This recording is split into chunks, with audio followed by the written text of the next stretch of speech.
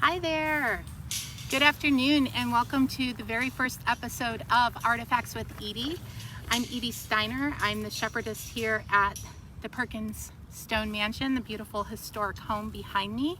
This is a live show and tell of all of artifacts of the Summit County Historical Society. You have to bear with us as we learn to use our equipment and can be able to do this experience for you. But our show today, we're going to be showcasing some fun items from our own collection here. And if you're lucky, you'll catch a glimpse of my dogs running in the background. And so let's get started today. So this is a live show and tell of the artifacts of the Summit County Historical Society. So we can now show that we are at the Perkins Stone Mansion here, right in the heart of the city of Akron. Like I said, if you're just joining me, my name is Edie Steiner and I'm a music therapist with Akron Public Schools and at Bridges Learning Center. I'm also the shepherdess here at the Perkins Stone Mansion, which is directly behind me. I'm looking forward to sharing with you artifacts from our collection, and I'm looking forward to the return of the sheep and hope that you are too. If you're lucky today, you'll catch a glimpse of our dogs, Rudy, Lincoln, Luke, and Owen running in the background, and they are the official sheepdogs of Mutton Hill, right there. So please say hello if you're tuned in. If you can say hello in our comments on our Facebook feed there, so we know that you're here. If you can just type your name or just say hello. Thank you so much for doing that. I'm gonna go ahead and click over to my Facebook feed so I can see who's here with us today. We really appreciate you being here on our first ever live show. So if you're just checking in, I'm Edie and this is Artifacts with Edie. It's a live show and tell of the artifacts here at the Summit County Historical Society, where history is always within reach. The Summit County Historical Society, if you're joining us for the first time, was founded in 1924 and is committed to preserving and interpreting the history of Summit County and Akron and educating regional communities about the people and events that have shaped our rich history. So tell me in the comments where you're watching from. Maybe you're watching from your living room here in the city of Akron like I am, or you're watching from another location because you're a fan of histories. So I want to give a shout out to the students and the teachers that are watching from Betty Jane Community Learning Center and the students from Bridges Learning Center that are watching with us today. As a reminder, teachers, I will be posting materials from all my shows and extending learning activities on the Summit County Historical Society's website. And students, there will also be activities there for you and ways that you can learn more about the history of Summit County and the city of Akron. So today's artifact is a winter artifact, and the reason I picked this is because on Friday, you may or may not remember, it snowed. And snow in April is really unusual because March 19th was the first day of spring. So because there's lots of kids watching today, let's say our 4 seasons together. So that one that we just went through, winter, spring, summer, and autumn, or some people call it fall. Either way works. So tell me in the comments what your favorite season is. I see that we've got a summer and a spring that are favorites. So I enjoy winter most of all. But our artifact today was used in the canals, which ran through the heart of what we know as the Western Reserve. So that is our first hint today, that our artifact is from the winter and that it was used in the canals. So many of the settlers who came to Ohio during the 19th century found that they were isolated in the wilderness and travel was at times impossible. So people had trouble visiting their neighbors or trading for the things that they needed. And we've all had a taste of this over the past month with social and physical distancing. So we can understand how the people in the early days of Akron and Ohio, how they felt. And we call that empathy. So tell me how you're doing with physical distancing and social distancing. You can tell me in the comments. and maybe describe to me how your experience today as an Ohioan who is coping with physical and social distancing, maybe how you can relate to the early settlers of the state of Ohio. So let's go ahead and take a look at a map of the Ohio and Erie Canal. So you have a map of Ohio that just came up here. In Ohio, there were many canals, and this is a map of Ohio's canal systems. In Akron and Summit County, there were two canals, the Ohio and Erie and the Pennsylvania and Ohio. Throughout this week, we will show and tell 5 different artifacts from the time period of the Ohio and Erie Canal, which was built between 1825 and 1833, and were used up until about 1913. With 44 locks to help a boat climb a hill, the Ohio and Erie Canal expanded 308 miles to transport goods and people. This map shows us the state of Ohio, as well as Akron, Cleveland, and other parts of northeastern Ohio. So when the canal was completed, Lake Erie was officially connected to the Ohio River all the way down south in Portsmouth, Ohio.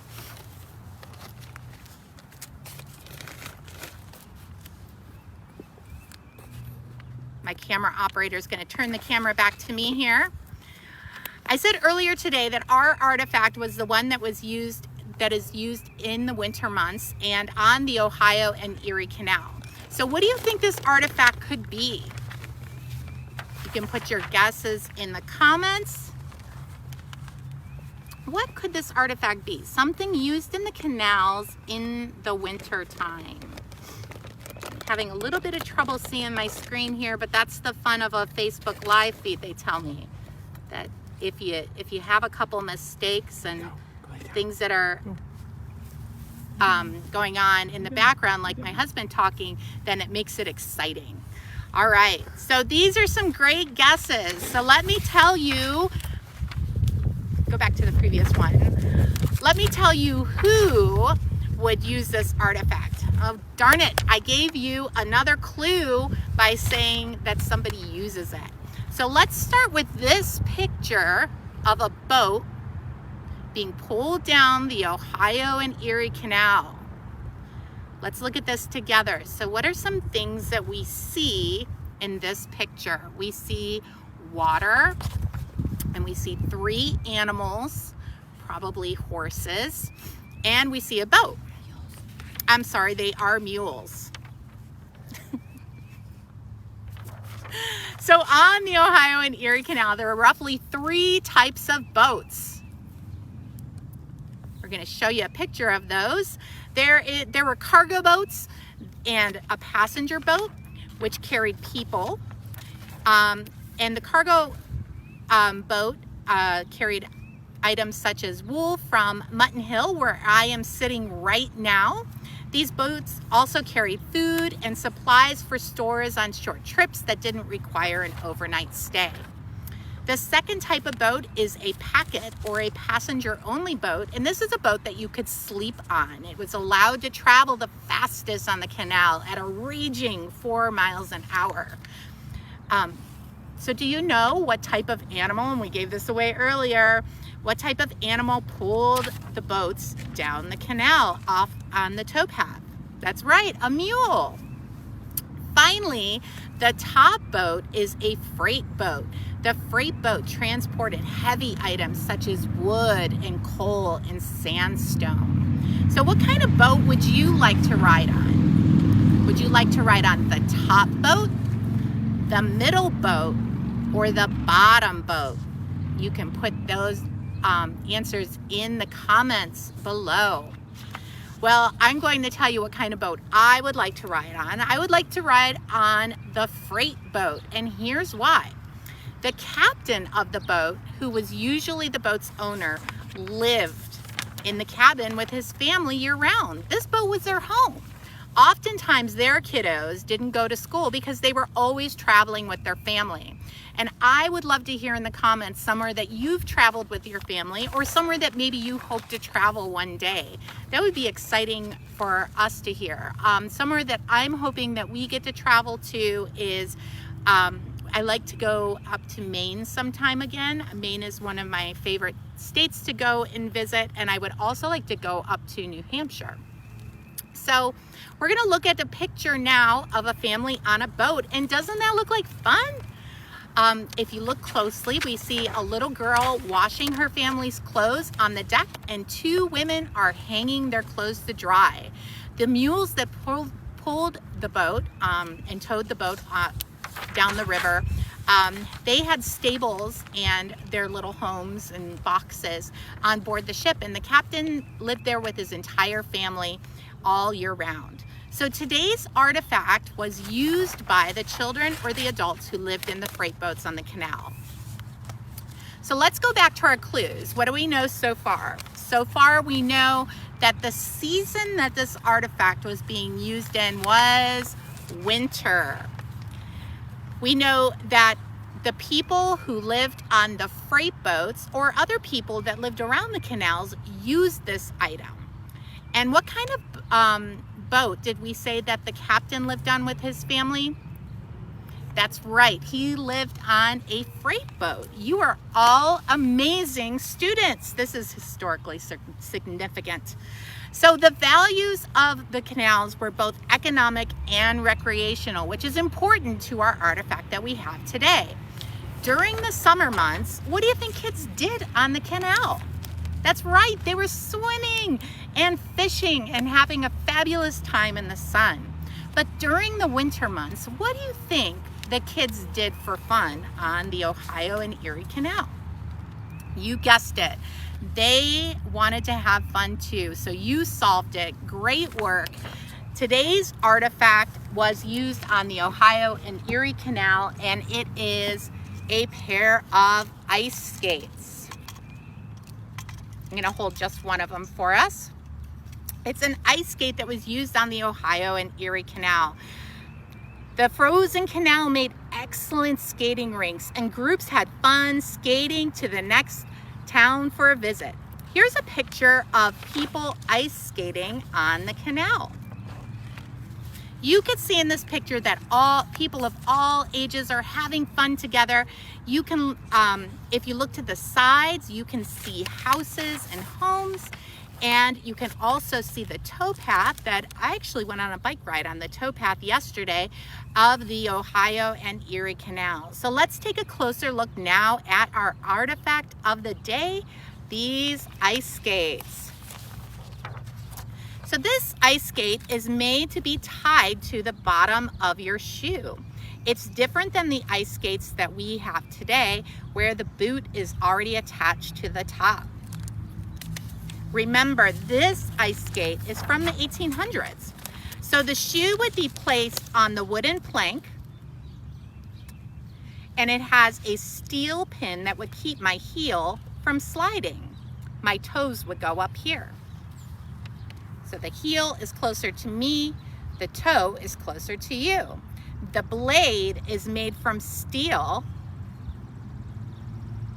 and the heel of the skate, let's count these together, has 1, 2, 3, 4, 5 screws in it that would be used for a leather strap that would hold my shoe in, or maybe even a piece of ribbon. There's also a little slat on both sides of the skate where that ribbon would probably, or piece of leather would go all the way through.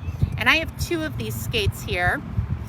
My second skate actually has a little wedge of leather inside of that skate still.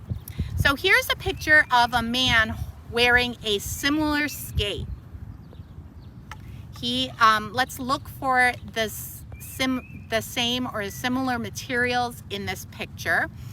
We talked about the fact that my skate, or the skate from the Summit County Historical Society, is made of wood. It has a steel bottom, and it has ribbons or leather. So let's keep looking at this painting together here. Now let's think about how this man is moving in this picture. What words would you use to describe the way he is moving? Put those words into the comments below.